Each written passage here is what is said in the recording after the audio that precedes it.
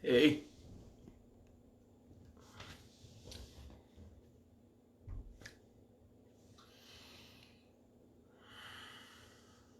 pay attention to simple peace.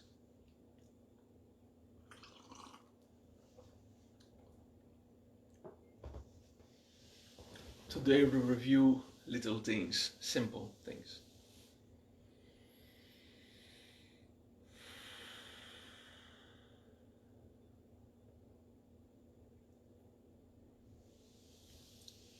There are teachings that are inspiring, and if I teach something new every single day,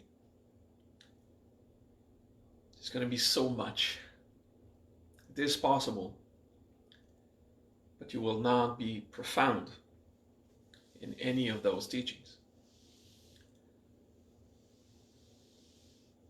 So today is a simple review. It's for us to practice.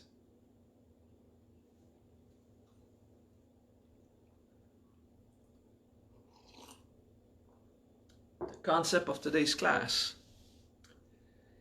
is behind anger there is disappointment. Very advanced students, those who study with me for a decade, they're used to that. But until you have a lot of training, until you have a lot of practice, it's not a reflex to realize if I'm angry, it's because there's something I want that I don't have. If I'm angry, something is happening differently than how I want it to be. Therefore, behind anger is disappointment. Okay, very quick and sharp disappointment, of course.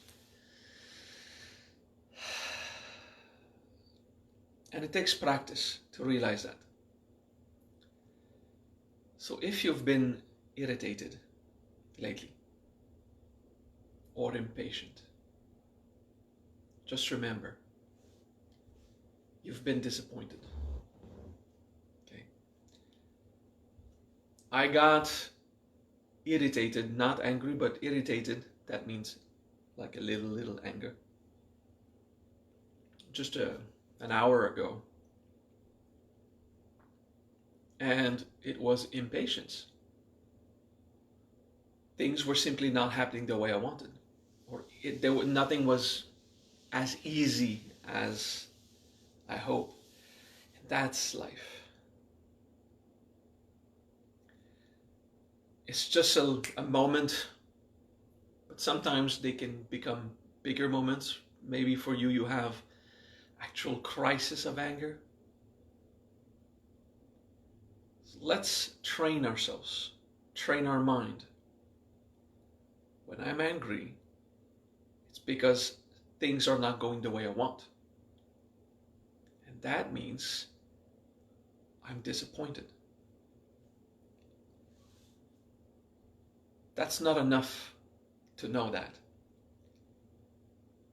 Accepting that behind anger is disappointment is a step, but it's not enough. Knowing that you are disappointed instead of angry, you're still disappointed. We have to make the other step. Behind disappointment is a desire. That desire is not fulfilled. And that what is bringing disappointments, which in turn is bringing frustration or anger.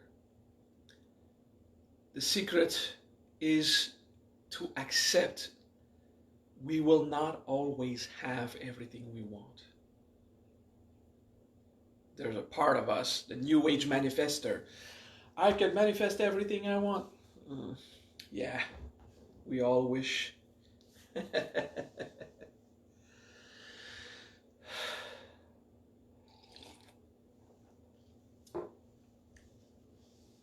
Let's take that mechanics back.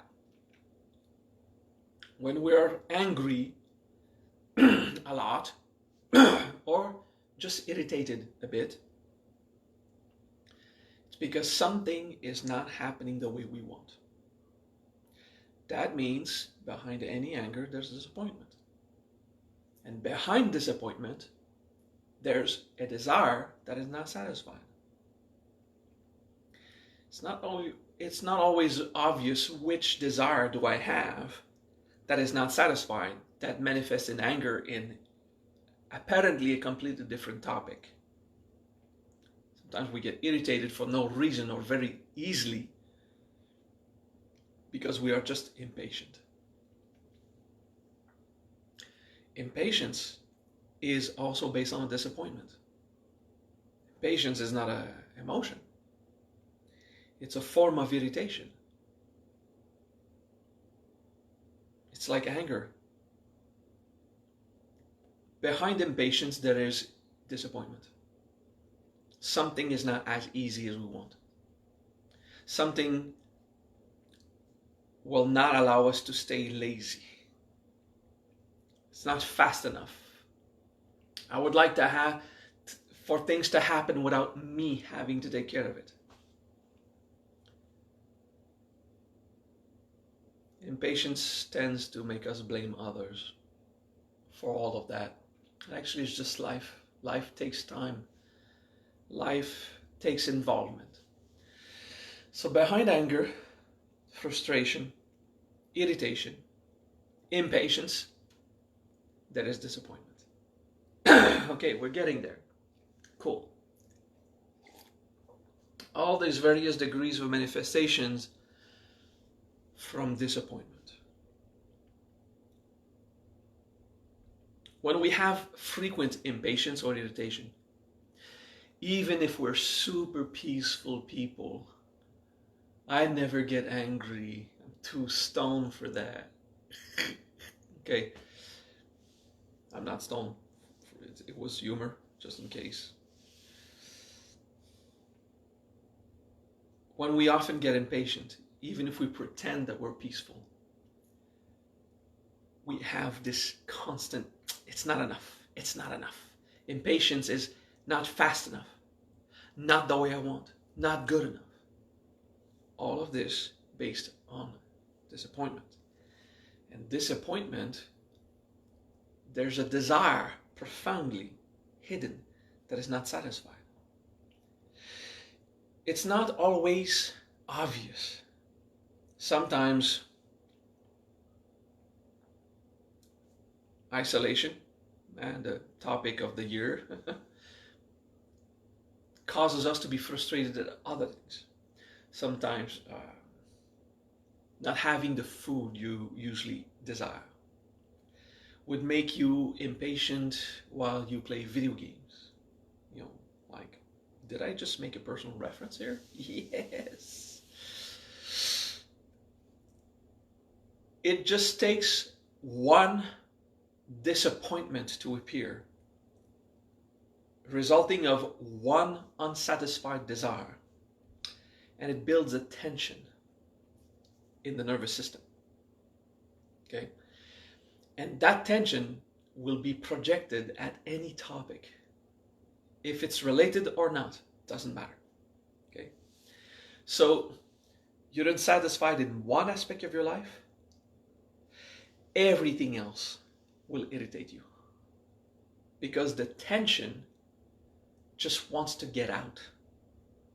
So the phenomena of tension inside, resulting of one or many desires not satisfied, will result in wanting to be released of that pressure.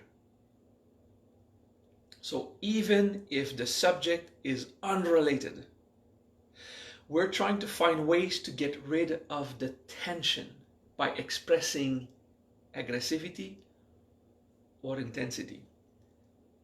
So one desire causes disappointment.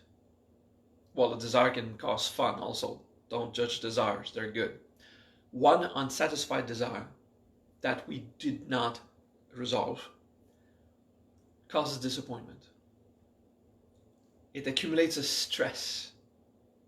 Then we just want to get rid of the stress. So our creative mind, our theatrical ego, drama, is looking for pretext to argue. We just want the tension out. The arguments have nothing to do with the actual desire not fulfilled. You'll argue with your lover, your children, your parents, your friend, your boss, your employees.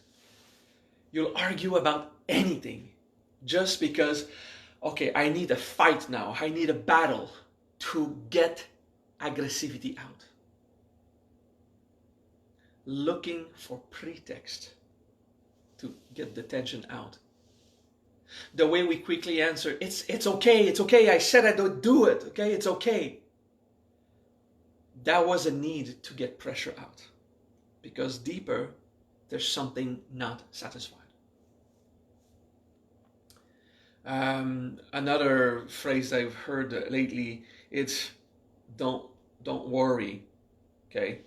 Don't worry. Just stop worrying about. Would you just fucking stop worrying about it? Damn it! Would you just stop worrying about that? Just, okay? Attention of what you live is unacceptable because I'm angry now or I'm irritated. You know, a way of saying, if someone is insecure or worried, someone is not happy, they have the right to feel that way. A wise and humble comment would be, I understand that you are worrying right now. It's okay. We'll try to find solutions, or you can resolve it inside you. That's wise. But just saying, don't live what you live. Don't worry. I told you not to worry. That is useless. It's arrogant. It's saying the other doesn't have the right to live what they live, the insecurity. It's right there. They can't stop worrying. They're worried. It's too late. Now, only personal growth will help the other. If someone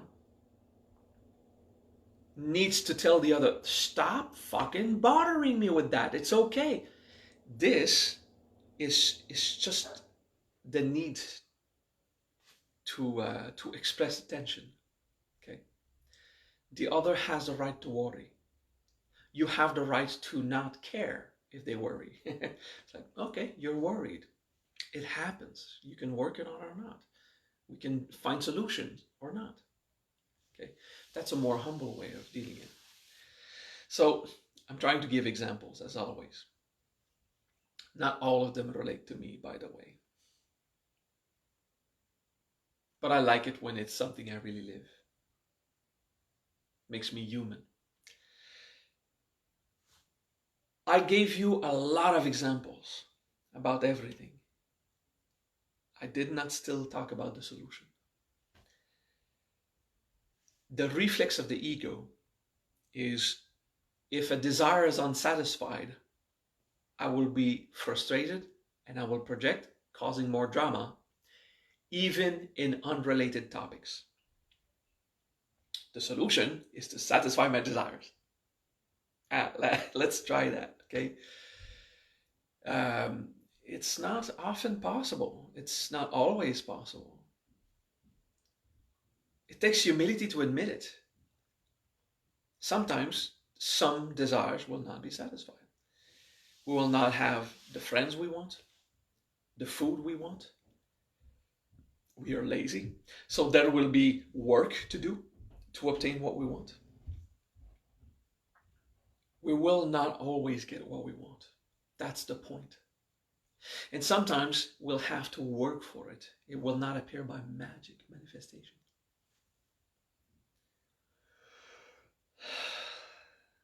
So the solution is not only to satisfy your desires.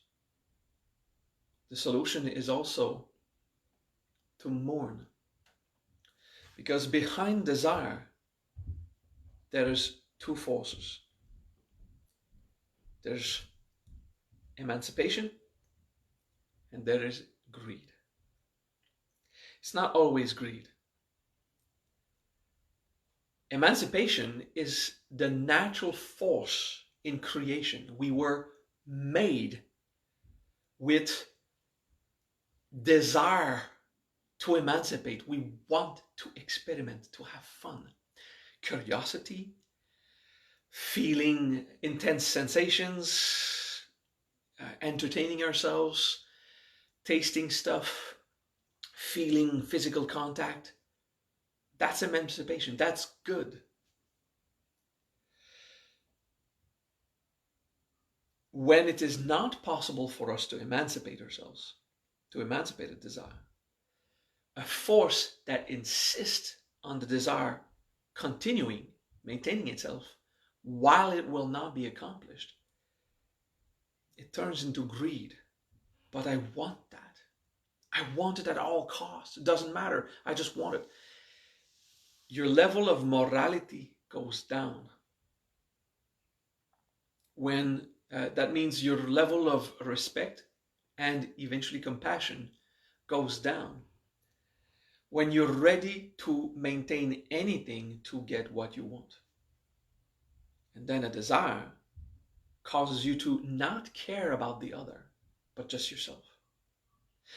It makes you more impatient. It will become a disappointment that will manifest in the projection of your attention. Okay? Desires are a good thing. The difficulty is when emancipation turns into greed. I just want it because I want it. I want more. It's one of the poisons of existence. Okay.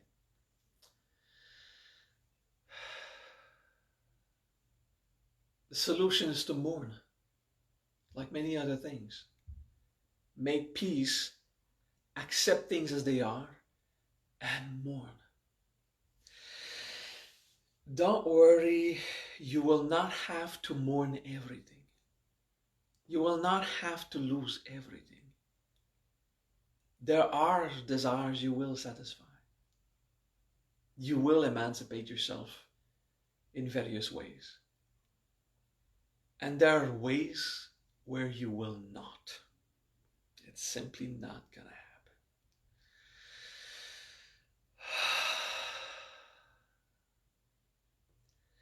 It is more obvious in this period of isolation and social distance that there are experiences you cannot manifest.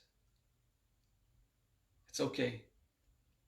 I think it's a nice lesson of humility that we have to learn to mourn, let go, detach.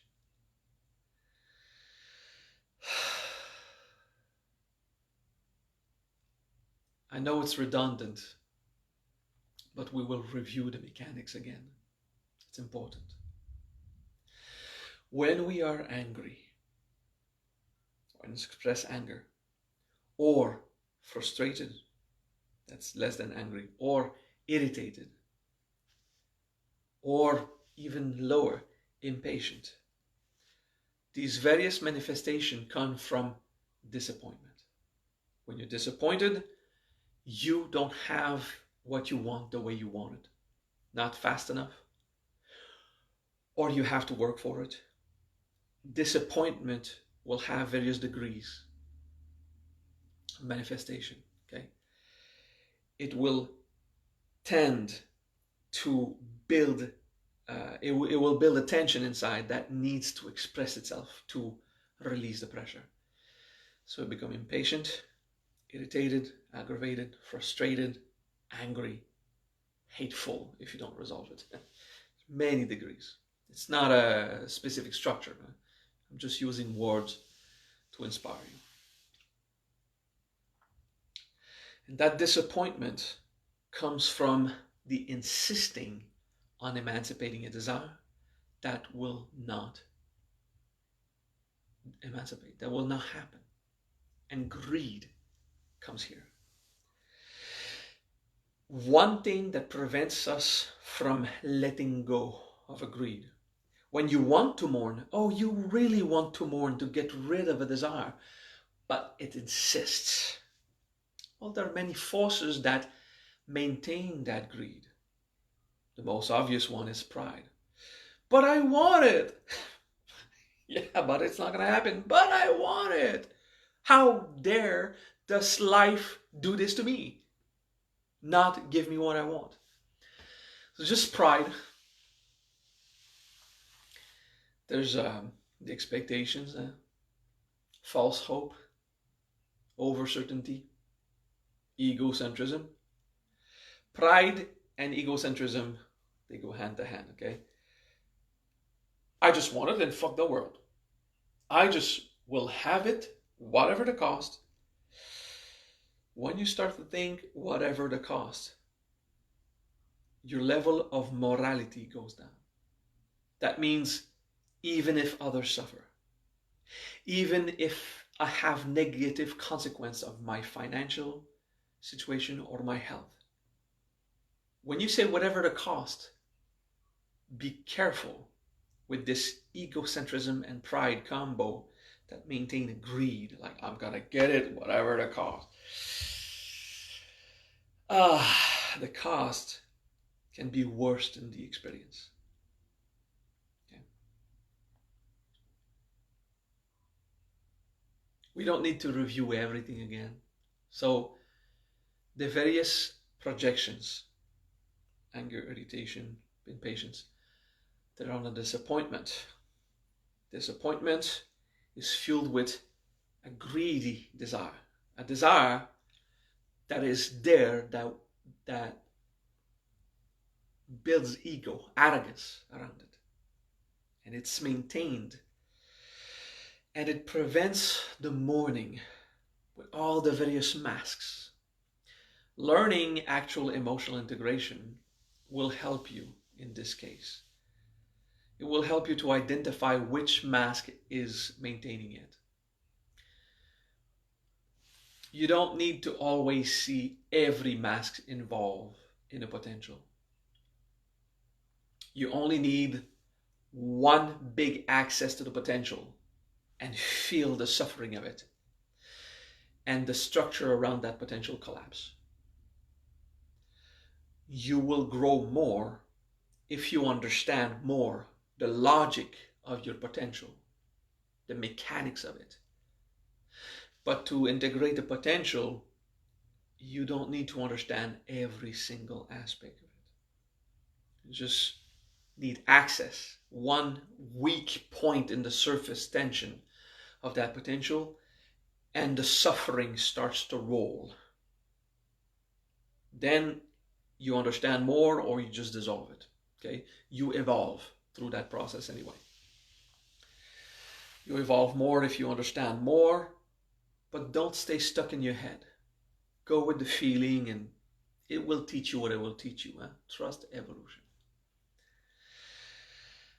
That was a parenthesis on integration.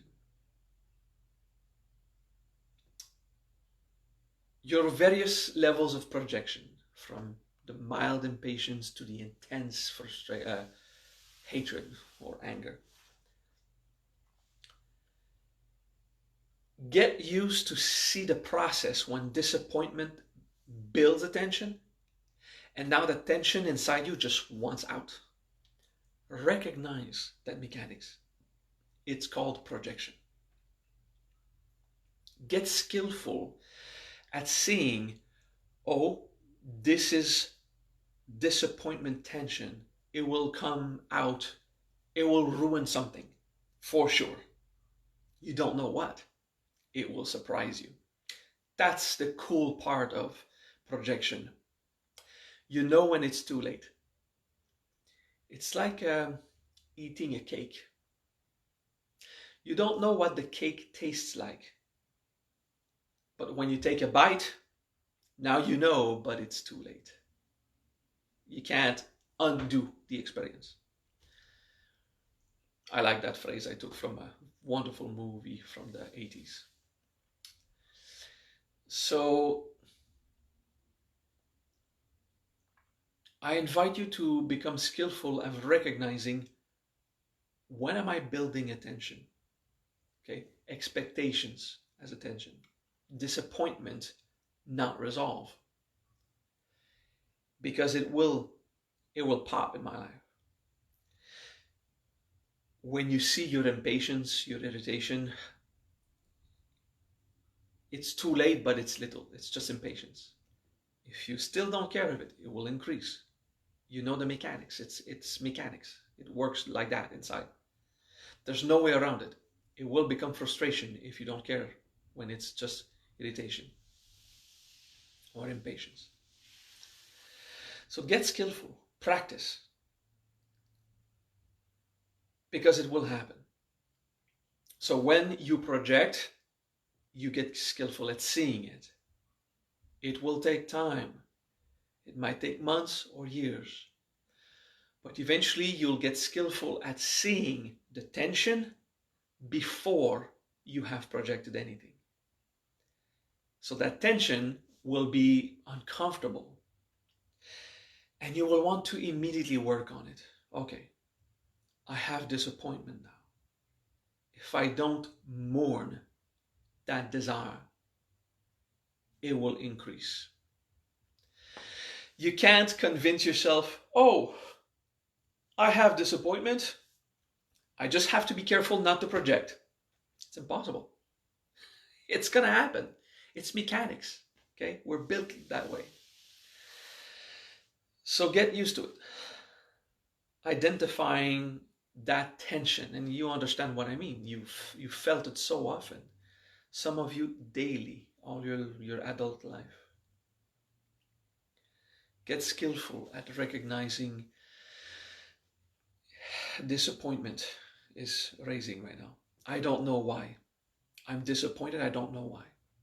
I'm just getting irritated. I don't know why. Good. Take 5 minutes, maybe 5 hours. Let's start with 5 minutes. And eventually a bit longer. And what am I missing? And get the trick. It's not always the subject related to your projection or your apparent irritation. Something just wants a way out to release pressure because it hurts. It's uncomfortable. Disappointment. So you'll need to trust your feeling. Okay, regardless of the clues that the universe told me, regardless of the topic of my latest projection, what's the flavor? How does it taste?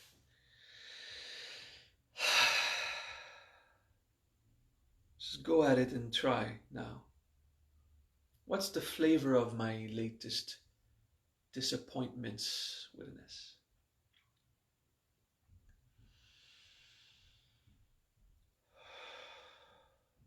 Yesterday I was fantasizing in my head, having a conversation with someone I want to sit with and have a conversation. Just be with that person, talk, exchange. So like any creative human, I had the entire conversation in my head while the person is in the United States and I will not see that person for months or years. And it just happened in my head. It took me a while to realize, oh, I'm fantasizing now. It's just not real. A while means 20 minutes. So I said, okay, yeah. If I keep fantasizing, it's going to build up something and I'm going to be disappointed. I got frustrated at little things this morning, very easily. It was about food. Okay. Cooking and the ingredients. A bread wasted very easily yesterday. So I looked at my new bread and I was disappointed of throwing in little stupid things. It's just about, I was cooking and I would have liked my meal to appear. But no, I had to do it. It's 5 minutes, but how ridiculous to get irritated. It's like, am I that disappointed to throw a bad bread that is now green and blue? No, it just happens. It's just one of those bread that turned bad. once in a few years, it's a good ratio, you know. Okay, what's a disappointment? Unrelated. I had a fantasy when I was watching TV, having conversation with someone because I will not be with that friend, with that person. I did not mourn. It was based on loneliness, but I did not mourn, okay, this is not going to happen. So it built up. The next day, I was irritated. So the mechanics I'm teaching now, by using a simple life example I just had, if we allow ourselves to fantasize on our disappointments, to build stories in our mind on how we want things to be, it increases the amount of tension that we need to project.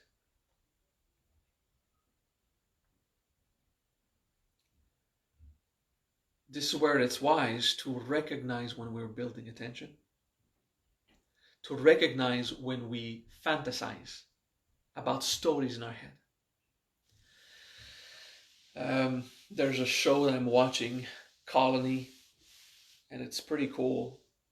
And there's a million things I would do differently than the actors because, you know, I'm not a screenwriter. I'm trying to be wise, and there should be harmony around the world. And it's a show on TV. There's conflict. It's built on that. But sometimes, like, I realized that I had a 2-minute conversation with the main actor, the main character. But what about this? Was like, whoa, what the fuck were you doing, man? Isolation makes people crazy. You know that? Because when they don't see the loneliness causes them to create imaginary friends. And then they just go on that and they become in their own world, okay? So you have to catch it before the crazy comes. But I was having a conversation for 2 minutes, like on the whiz. No, this is not the way to go. You should talk this or that way. This is forgiveness. That person disappointed. Like, fuck, a character in the series will not do integration because I think about it. It's what we do. I'm not the only one who does that. All of us do that. So recognizing when you fantasize, when you imagine things, when you build a story, it's fun, but it builds the tension. It ferments in your subconscious overnight, over the week,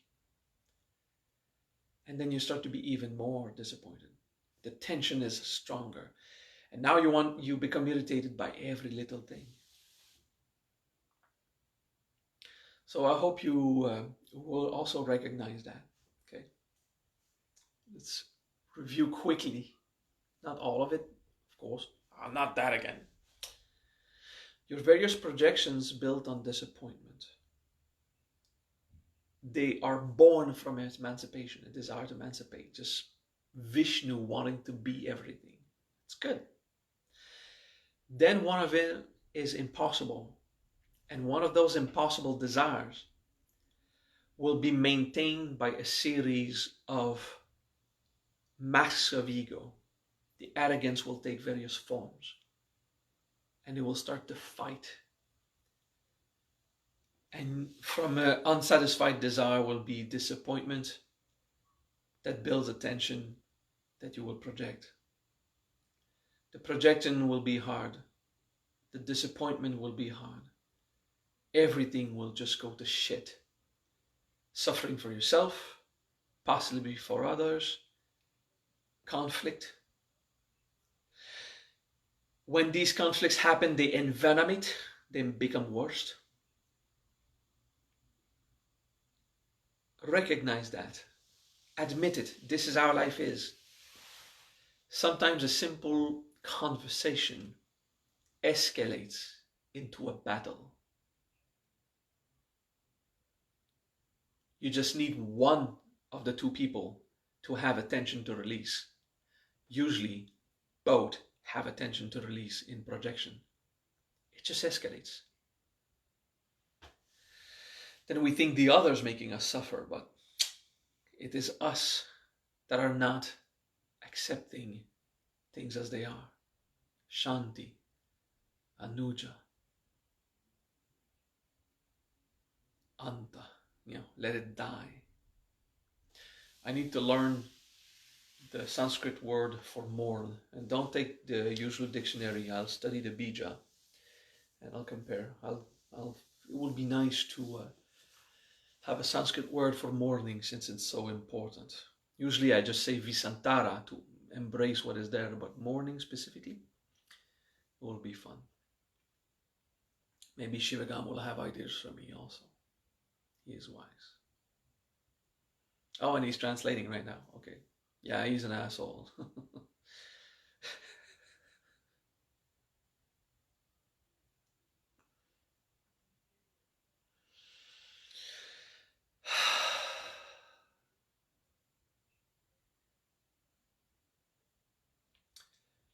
Fantasizing augments the tension.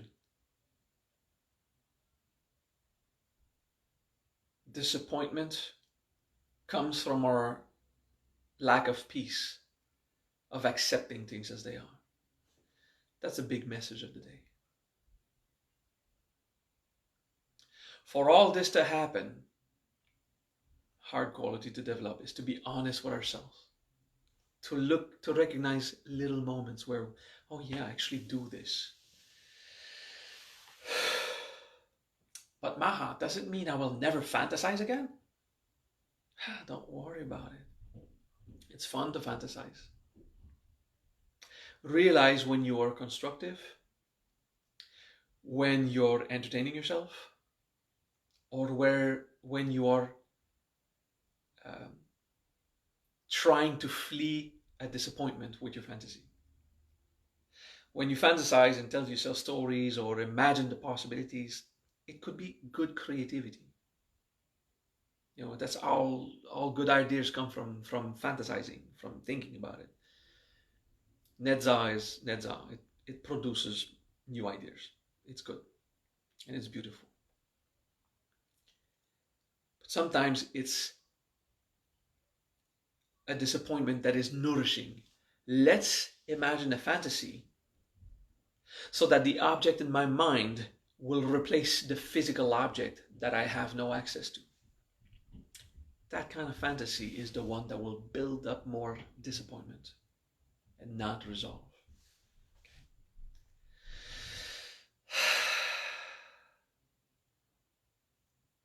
Pride will also slow down the process. Sometimes we think, I am important, I will have what I want. And it's a mistake of thinking, but we think,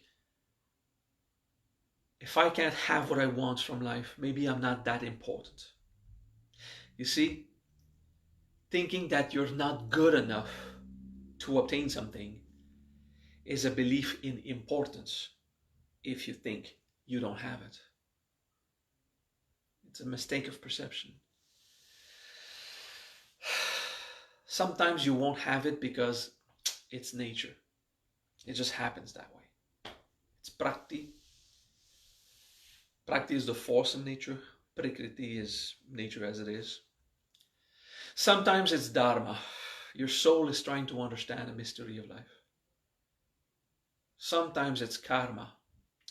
The result of so much projection imposes you to have more disappointments, to cultivate the humility to break your pride and mourn. Okay. Oh yeah, there's karma for projecting. Yeah? The more you project, at various degrees, the more life will come back and force disappointment. If you refuse to have disappointments, if you refuse these kind of humble practices or states, and you keep projecting, they amplify and they impose it, so that life will teach you. Okay, so karma is the when it applies force. Dharma is the desire to discover. They work together. And sometimes prakti, it's just life. It's just life. There are limits to what the normal human can manifest. When you become a demigod and start to have your Kamarutadva super powerful, then you manifest half of what you want in life. So you think, my God, there is so many things. Just think about it and it pops. Yeah. And the other half, you don't realize that you're not manifesting because you mourn it as, no, I'm not having it. It's okay. So the ego thinks, I manifest 100% of what I want. No, it's still half. But the half you don't manifest does not build disappointments. It's not going to happen. Let it go. Right now, I manifest half of what I want, for sure. Because there's another half I know I don't have it. Which is okay. I mourn very easily.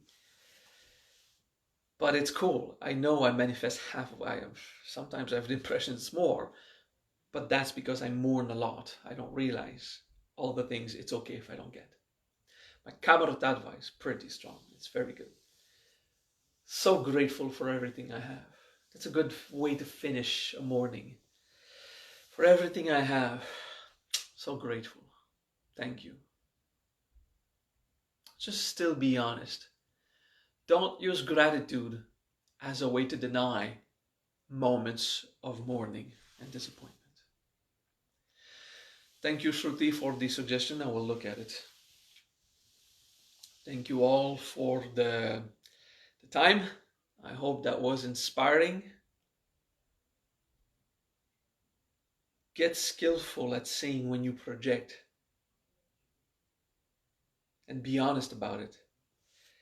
And as you cultivate that, get skillful at when you build a projection, a tension. Before projection, there will be an inner tension. When you see the tension, then you get skillful at seeing disappointment before it builds attention.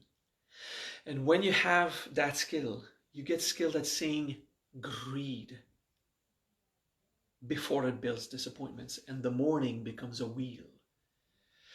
The Visantara becomes a storm inside, and it never stops. A storm of gratitude and mourning that is constant. But to get to the storm, okay, the Visantara chakra, okay, the constant storm that is dark and intense inside, of gratitude and disappointment, both always letting go, getting, experiencing, emancipating, losing. For that wheel to happen,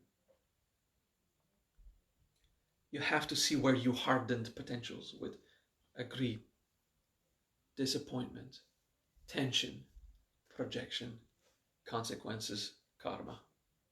Okay, you have to see this mechanics. So get skillful. Practice. One of the impatiences that you will have is that you won't learn in 3 weeks. It probably will take longer than that. It takes application and time.